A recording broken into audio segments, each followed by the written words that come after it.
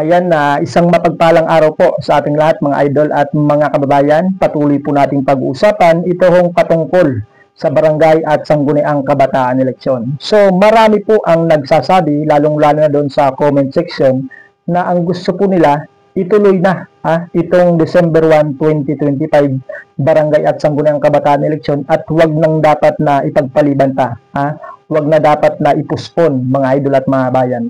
Pero may mga iilan din tayong nababasa doon sa comment section na ang sabi po nila mas maganda daw na isagawa yung barangay at sangguniang kabataan eleksyon sa 2026 na lang, sa susunod na taon na lang. Para daw po makatipid kuno. Uulitin ko po, para daw makatipid kuno yung atin pong gobyerno sa gagastusin para po sa barangay at sangguniang kabataan eleksyon. So ang tanong natin, saan ba tayo mas makakatipid?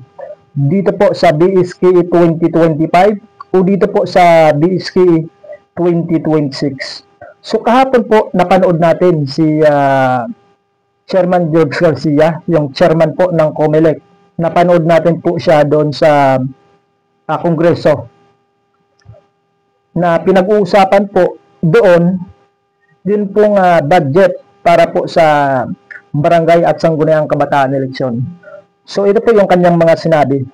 Meron pong budget na 11 billion para po sa barangay at sangguniang kabataan eleksyon 2025. So 10 billion na lang daw po 10 billion na lang yung natira dahil daw po binayad doon sa mga nag-overtime. So may 10 billion tayo ngayon na pondo para po sa 2025 barangay at sangguniang kabataan eleksyon. So ang tanong, sapat ba ito na 10 billion? Ang sabi ni Chairman George Garcia, hindi po. Hindi sapat. Kulang na daw ito. Kung itutuloy ngayong 2025, ito hong BSKE. So ano yung gagawin ni Chairman George Garcia? Ang sabi niya, hihingi po sa Office of the President. Hihingi sa opisina ng ating Pangulo. Yan po, nakalista dito sa mahiwagang karton natin yung mga sinabi ni Chairman George Garcia doon po sa Kongreso. So hihingi po ng another budget pandagdag dito po sa 10 billion na natira. So may 10 billion tayo plus 3 billion kung matutuloy itong 2025 barangay at sangguniang kabataan eleksyon. Yan po ay wala pang honorarya para sa mga guro. Bali 13 billion kasi may 10 billion plus 3 billion yung kanilang hihingiin. Paano kung may honorarya sa mga guro? Sabihin na natin mga 4 billion yung kanilang hihingiin sa opisina ng ating Pangulo. So may 14 billion na gagastusin para po sa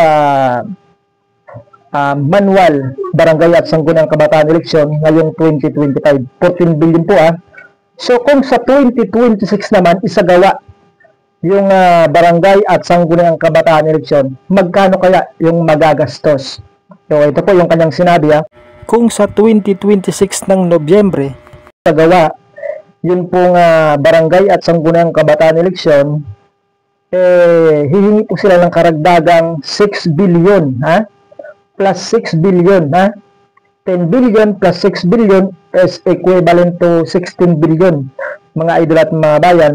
Pero may pero pa. Pero kung may honoraria sa mga guro plus kung may additional support staff sa bawat presinto, so magiging 19 billion yung magiging gagastusin ng COMELEC para po sa 2026 barangay at sangguniang kabataan eleksyon. So, ngayon pa lang ay makikita natin kung saan tayo mas makakatipid. So, sa 2025 BSKE, mayroon lamang pong 14 billion na gagastusin. Pero kung 2026, suma total 19 billion yung magagastos mga idol at mga bayan. Dito pa lang ay kitang-kita natin kung saan tayo mas makakatipid mga idol at mga kababayan. Ito pa, may dagdag pa Pag manual, 19 billion ha. Ito po yung pinag-uusapan natin 2026. Kung sa 2026 isagawa yung barangay at sangguniang kabataan eleksyon. So pag manual, 19 billion yung magagastos. Pero pag automated, ang sabi ni Chairman George Garcia, nasa 27 billion yung magagastos pagka automated yung eleksyon ng barangay at sangguniang kabataan. So napakalaki po ng gagastusin mga idol at mga bayan kapag ka 2026 isinagawa. Ito pong halalang pang barangay. So dapat talaga mga idol at mga bayan na ituloy na ngayong December 1, 2025 ito hong barangay at sangguniang kabataan eleksyon para po mas makatipid tayo, mas makatipid yung gobyerno natin sa gagastusin para po sa barangay at sangguniang kabataan eleksyon. So, tinanong si Chairman George Garcia doon sa Kongreso kung sakaling matutuloy itong 2026 barangay at sangguniang kabataan eleksyon kasi bali 19 billion yun ang gagastusin sa 2026 BSKA. So, may mapagkukunan na ba ng additional 9 billion para sa 2026 barangay at sangguniang kabataan eleksyon? So alam niyo ba kung ano yung naging sagot ni Chairman George Garcia? So ito po, panoorin po natin itong maikling video. Kung matutuloy po yun ng November, napuspo ng December, alam niyo na ba kung saan nyo kukunin yung 9 billion budget na kailangan ng COMELEC? Sa kasalukuyan, Madam Chair, hindi po. Wala po. Kasi nga po, wala sa budget sa kasalukuyan. Yung po nasa budget namin ay preparatory national and local sana para sa 2028. Wala pa po kami talaga pagkukuhanan ng barangay and SK election except po yung naka-continuing appropriation na 10 billion. Na 10 billion continuing. Yes, yung 9 billion, wala kayong pagkukunan. Wala pa po, Madam Chair. Ayan, napanood at narinig natin mismo doon sa chairman ng COMELEC na si Chairman George Garcia na wala pa po silang mapagkukunang pondo o karagdagang pondo na 9 billion para sa 2026 barangay at sangguniang kabataan eleksyon.